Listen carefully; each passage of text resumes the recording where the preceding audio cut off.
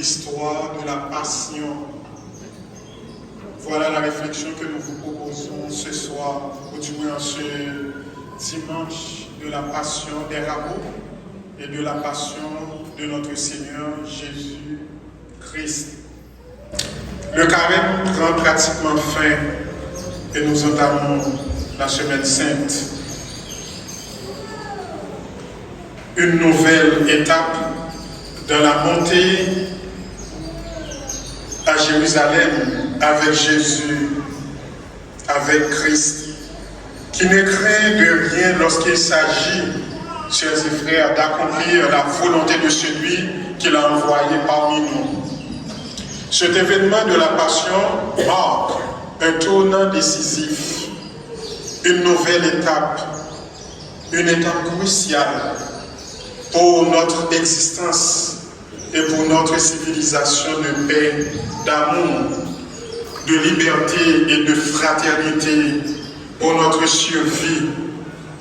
Avec la passion de Jésus de Nazareth, comme si nous étions en voie de disparition, la vie commence à reprendre son souffle originel, à gagner sa vraie nature.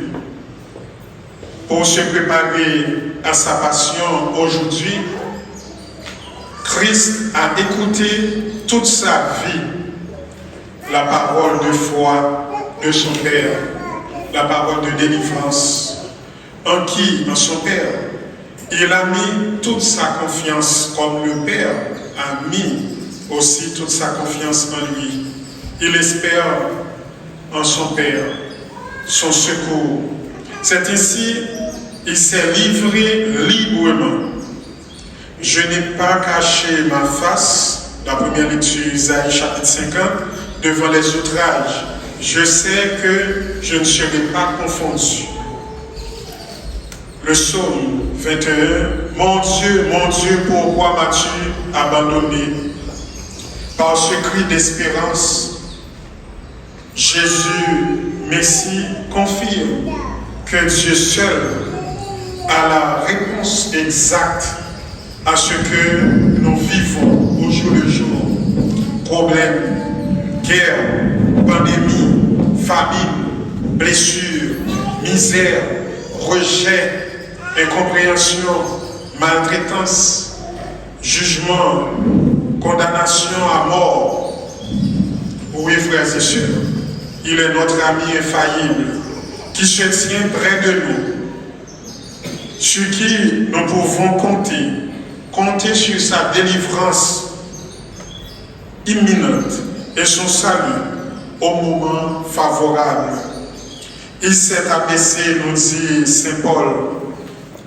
C'est pourquoi Dieu l'a exalté.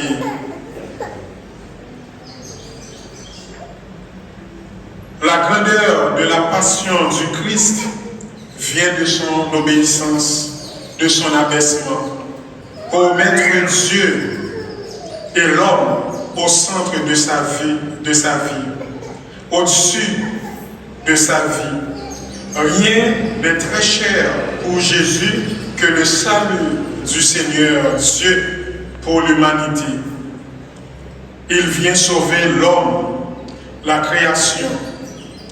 Il vient renouveler cette vie que le tout amour a déposée en l'homme. La gloire de Dieu, le Père, c'est Jésus. C'est nous, chacun de nous. C'est nos frères et sœurs. Nous qui sommes ses disciples pour perpétuer l'œuvre rédemptrice. La passion du Messie doit nous aider à questionner, réfléchir, interpréter notre réalité personnelle, familiale, sociale, professionnelle, pour poursuivre l'annonce de la parole vivante et actualiser l'amour livré du Père en lui.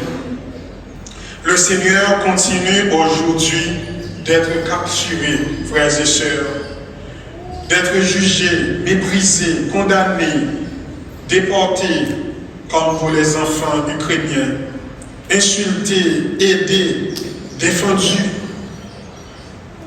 etc. Donc sa passion, sa Pâque se passe aujourd'hui, frères et sœurs. C'est comme nous sommes dans un stade. Nous regardons le match en direct, pas devant la télévision. Devant la télévision, c'est en direct, mais il y a quand même la télé. Mais dans le stade, frères et sœurs, nous vivons en direct les événements.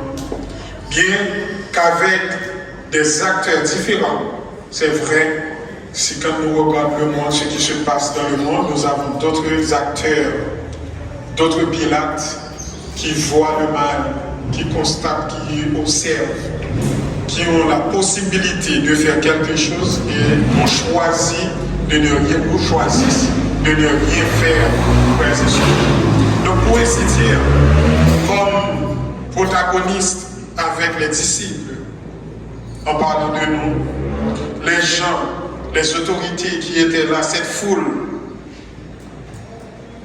essayons de remonter à Jérusalem avec le serviteur souffrant, comme Isaïe nous le représente ou nous le présente, pour vivre les derniers moments de sa vie, les derniers moments de la vie de Jésus, pour entrer activement dans les faits et prendre notre place dans l'histoire sacrée, frères et sœurs.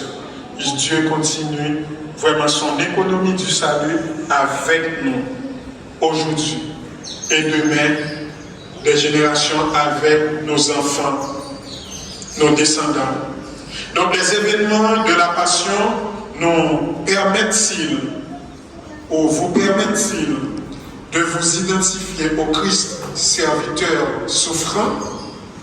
Ou plutôt, êtes-vous un ami Judas qui abandonne la table de la communion fraternelle à la fin?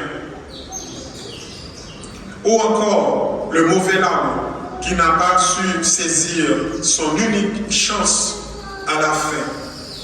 Espérons que nous nous sentions appelés à ressembler davantage au bon larron, au Cyrénéen, ou bien au centurion, à Marie-Madeleine, à Jean, bien d'autres encore, mais qui étaient là avec de bonnes intentions pendant la passion, pendant la mort de Jésus en croix. Aux disciples bien-aimés, frères et sœurs, c'est à chacun de nous de voir.